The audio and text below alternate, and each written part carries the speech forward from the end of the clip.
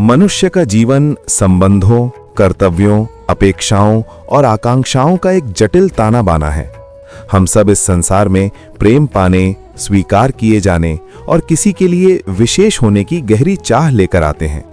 फिर भी एक सूक्ष्म और अक्सर कड़वा सत्य यह है कि जो सबका बनने की कोशिश करता है वो अंततः किसी का भी पूरी तरह नहीं बन पाता, और जो किसी एक के प्रति निष्ठापूर्वक समर्पित हो जाता है वो फिर सबका नहीं रह सकता।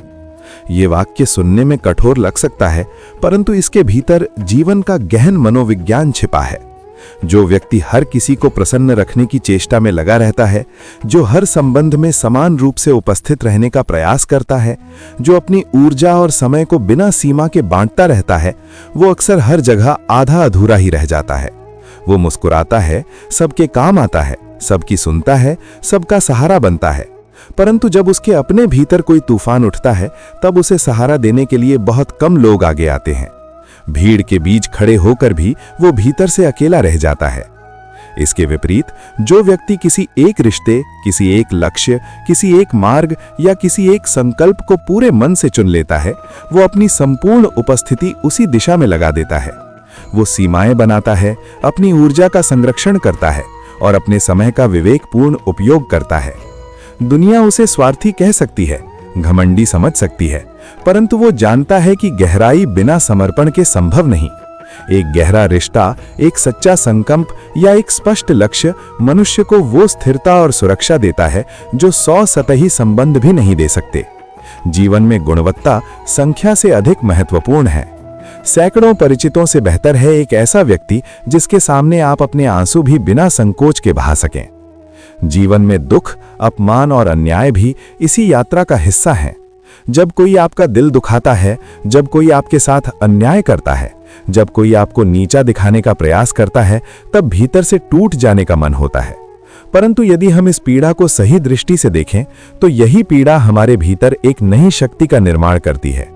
हर ठोकर हमें गिराने के लिए नहीं आती, कई ठोकरें हमें संतुलन सिखाने के लिए आती हैं। हर अपमान हमें छोटा करने के लिए नहीं होता, कई बार वो हमें ये याद दिलाने आता है कि हमारी असली पहचान दूसरों के शब्दों से नहीं बल्कि हमारे कर्मों से बनती है। सच्ची शक्ति वही है जो विपरीत परिस्थितियों में भी मन को शांत रख सके। क्रोध के क्षण में संयम धारण करना, अपमान के क्षण में मौन रखना और अन्याय के सामने भी अपने विवेक को न खोना, यही आत्मबल है। दूसरों का व्यवहार उनके संस्कारों और सीमाओं का प्रतिबिंब होता है। यदि कोई कटु बोलता है तो वो अपनी कड़वाहट का परिचय देता है। यदि कोई धोखा देता है तो वो अपने चरित्र की कमी को उजागर करता है। आपको उनके व्यवहार को अपने आत्मसम्मान का पैमाना नहीं बनाना चाहिए। जो लोग आपको समझ नहीं पाते वे आपकी योग्यता को कम नहीं कर देते। सूर्य बादलों से ढक सकता है परंतु उसकी रोशनी समाप्त नहीं होती। उसी प्रकार आपके भीतर की ज्योति किसी के शब्दों से बुझ नहीं सकती। एक और कठोर सत्य यह है कि संसार में बहुत कम लोग स्थायी हमदर्द होते हैं। लोग तब तक साथ चलते हैं जब तक उन्हें आपकी आवश्यकता होती है, जब तक उनका स्वार्थ सिद्ध होता है या जब तक परिस्थितियां अनुकूल होती हैं। ये सुनकर मन दुखी हो सकता है, परंतु ये समझ जीवन को यथार्थवादी बनाती है। इसका अर्थ ये नहीं कि प्रेम या मित्रता झूठी है। इसका अर्थ केवल इतना है कि हमें अपेक्षाओं का बोझ कम करना चाहिए। जब हम दूसरों से कम अपेक्षा रखते हैं तो हमें उनके व्यवहार से कम आघात होता है। अपेक्षाओं का संतुलन ही संबंधों को स्वस्थ रखता है। क्रोध जीवन का एक स्वाभाविक भाव है, परंतु यदि वो नियंत्रण से बाहर हो जाए तो वो विनाश का कारण बन सकता है। एक क्षण का गुस्सा वर्षों के रिश्ते तोड़ सकता है। एक कठोर शब्द जीवन भर की दूरी पैदा कर सकता है। इसलिए जब क्रोध आए तब धैर्य को धारण करना सीखें। उस एक क्षण को सह लेना भविष्य के बड़े पछतावे से बचा सकता है। शब्दों का चयन सावधानी से करें, क्योंकि शब्द तीर की तरह होते हैं, एक बार निकल गए तो वापस नहीं आते। कर्मों का भी ध्यान रखें, क्योंकि अंततः वही आपकी वास्तविक पहचान बनते हैं। सच्चा सुख बाहरी वस्तुओं, झूठी प्रशंसा या क्षणिक मान सम्मान में नहीं है। सच्चा सुख उस शांति में है जब आप जानते हैं कि आपने अपने कर्तव्य को ईमानदारी से निभाया है। जब आप रात को सोते समय स्वयं से संतुष्ट होते हैं कि आपने किसी के साथ छल नहीं किया, किसी को अनावश्यक कष्ट नहीं दिया और अपनी क्षमता के अनुसार सर्वोत्तम प्रयास किया, तब जो संतोष मिलता है वही वास्तविक सुख है।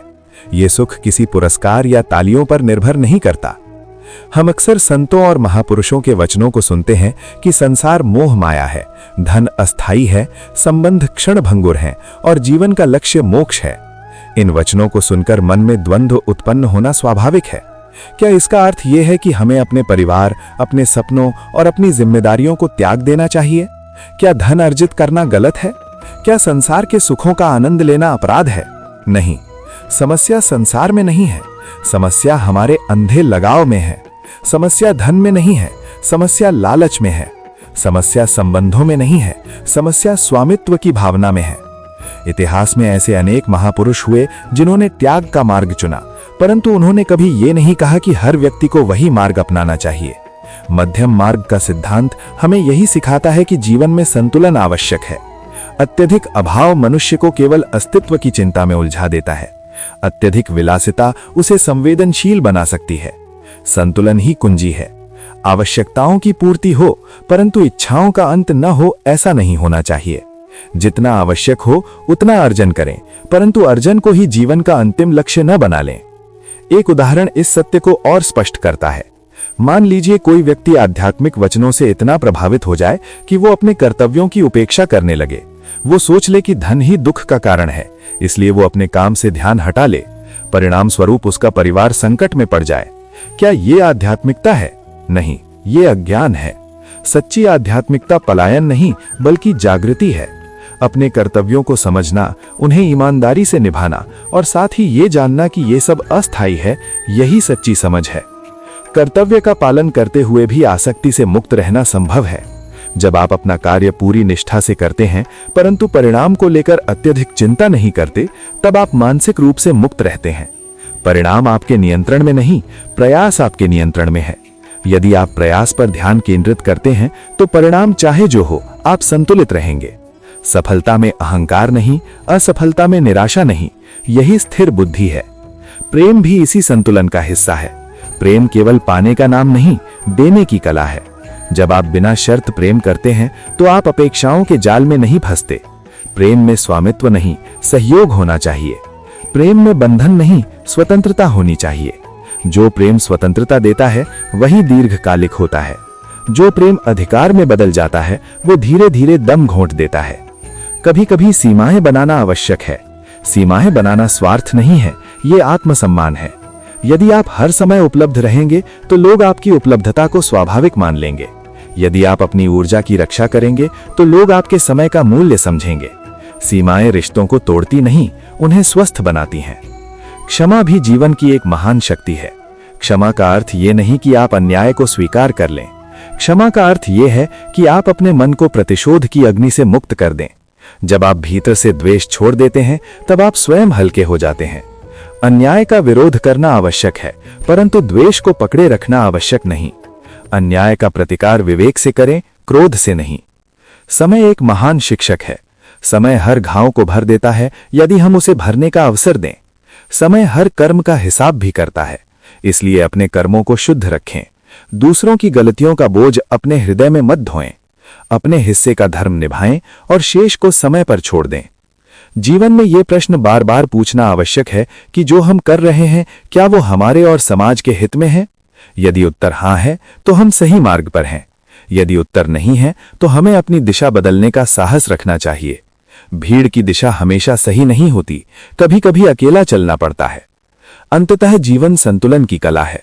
संबंधों में संतुलन, धन में संतुलन, कर्म में संतुलन, प्रेम में संतुलन और आत्मचिंतन में संतुलन।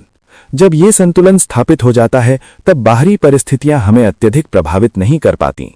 तब हम समझते हैं कि हम इस संसार में अतिथि हैं। हमें अपना किरदार निभाना है, अपनी भूमिका ईमानदारी से पूरी करनी है और फिर आगे बढ़ जाना है। यदि आपको ये विचार प्रेरणादायक लगे हों, यदि इन शब्दों ने आपके मन को थोड़ी भी शांति दी हो, तो हमारे चैनल को अवश्य सब्सक्राइब करें, वीडियो को लाइक करें, अपने प्रियजनों के साथ शेयर करें और अपनी प्रतिक्रिया कमेंट में जरूर लिखें। आपके सहयोग से ही ये ज्ञान यात्रा आगे बढ़ती है। जुड़े रहें, सीखते रहें और जीवन को संतुलन और जागरूकता के साथ जीते रहें। जय श्री कृष्ण।